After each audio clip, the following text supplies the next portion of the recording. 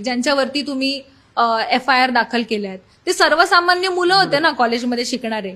शिक्षण व्यवस्थेमध्ये ज्या गोष्टी चालू आहेत त्याबद्दल प्रश्न उपस्थित करणारी ही मुलं आहेत आणि शिक्षण व्यवस्थेमध्ये जे चालू आहे ज्यामुळे त्यांच्या मानसिक परिस्थितीला धोका संभवतोय, ही मुलं ज्यावेळेस रस्त्यावर येतात आणि तुम्हाला प्रश्न विचारता, तुम्ही त्यांच्यावरती केसेस करता, म्हणजे तुम्ही त्यांचं प्रेझेंट तर खराब करतात पण फ्युचर पण खराब करण्याचं हे महाराष्ट्र शासनाचे आणि आपले मुख्यमंत्री आणि गृहमंत्री जे आहेत देवेंद्र फडणवीस, हेच यांना हवं एका महाराष्ट्राच्या युवकांकडून. हा आमचा प्रश्न आहे. दुसऱ्या दिवशी पण मुलांना डिटेन केलं गेलं, त्यांना पण सेम नोटिसेस आल्या.